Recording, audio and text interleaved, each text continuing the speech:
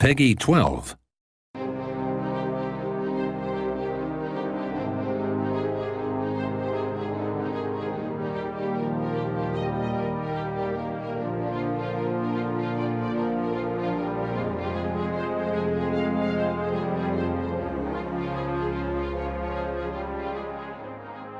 Today I'm going to talk to you about the sharp end of politics, that is warfare.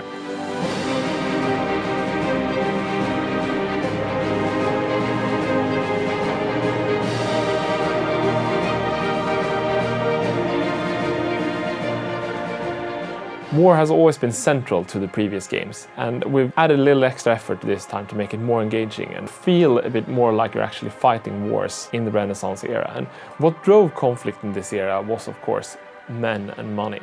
This is a concept we'd had in the previous games, so we wanted to sharpen it a bit and make it more important to the player. And what we did, for example, with the men is that we have the concept of manpower that we always had. And as you lose soldiers, you will have to take it from your manpower pool to recover it.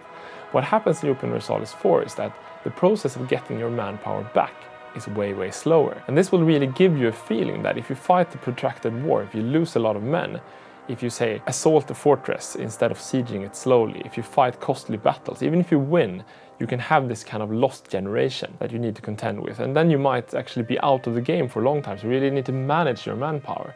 And then, of course, there are ways to deal with this. Natural ideas where you can create a nation that can bring more men out of the manpower pool, for example.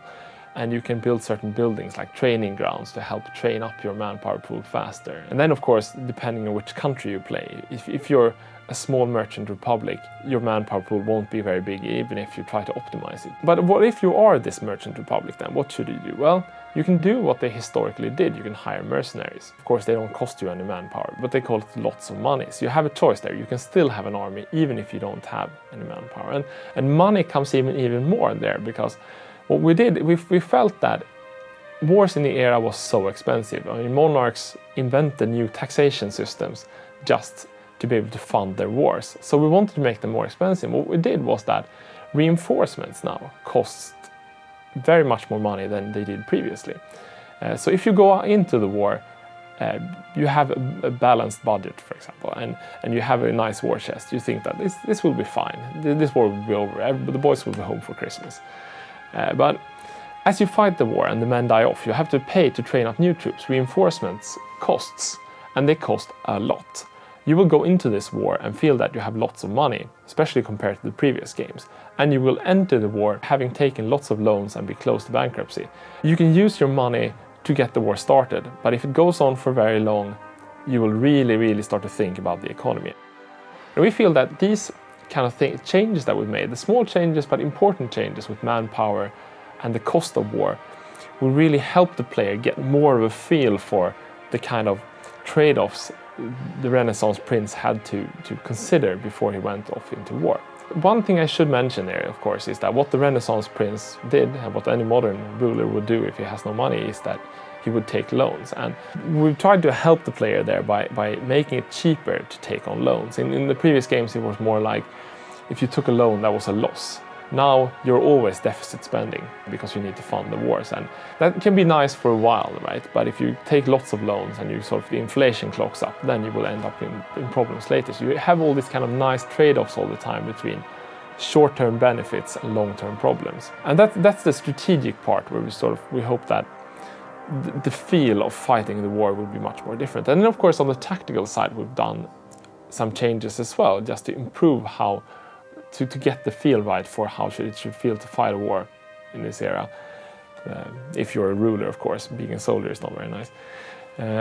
What we wanted was for the battles to be a bit more decisive. So, for example, we added a mechanic called shattering, in the sense that when you march your army into battle and you lose, before it just retreat a little bit and then you can fight again. But now, if you lose decisively, the army can shatter, and that means that your soldiers will break and run, and they will run all the way back until they find a safe province before you can stop them. And there they have to stay a bit and recover their morale.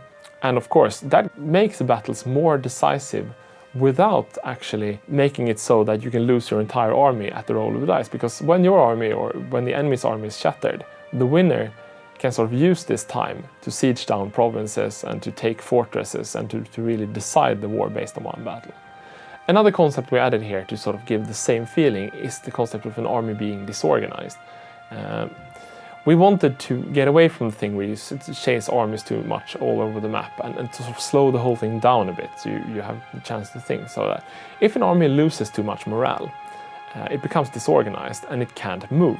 If you win a battle, but you had to spend your entire army to do it and your army is exhausted, then it will be locked in place for them to recover, so that the battles will be more decisive, but you will spend less time running after armies and trying to chase them down.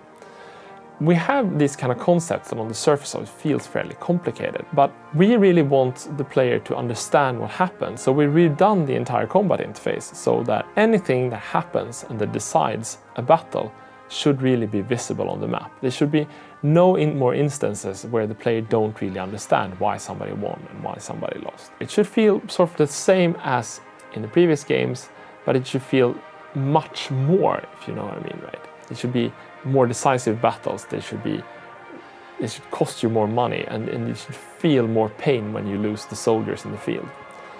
And I really feel that this has made the game so much more fun.